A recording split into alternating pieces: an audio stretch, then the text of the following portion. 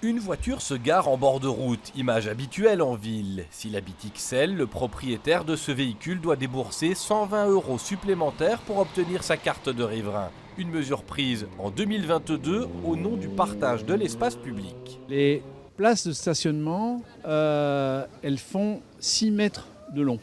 Si vous avez un véhicule qui fait plus de 5 mètres de long, il ne vous reste plus grand-chose de part et d'autre pour pouvoir faire une manœuvre. Donc en fait, de fait, ils utilisent plus qu'une place. Et puis, les véhicules anormalement longs sont souvent aussi des véhicules anormalement larges. Et les places de stationnement sont calibrées à 1,80 m, 2 mètres de large.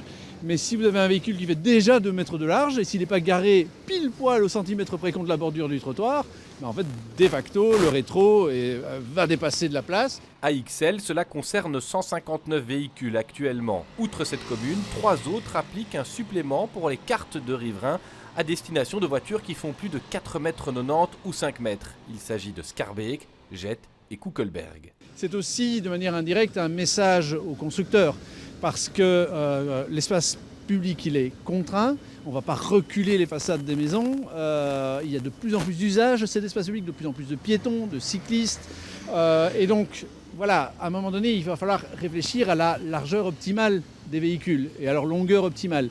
Ici je pense qu'on a vraiment atteint le maximum. Du côté des défenseurs de l'automobile, on voit la tendance et on la lie au succès commercial des SUV, tout en défendant le droit à chacun de choisir son mode de transport.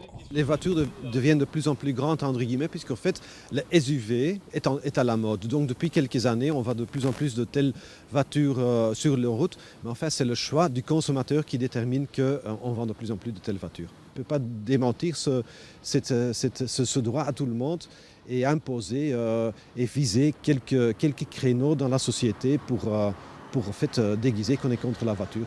À l'échelle régionale, d'autres pistes d'action sont envisagées pour réduire la place de certains véhicules plus imposants. Fiscalité au poids ou au volume, hausse des frais de stationnement, voire interdiction de circuler dans certaines rues fréquentées, mais sans projet concret à ce stade.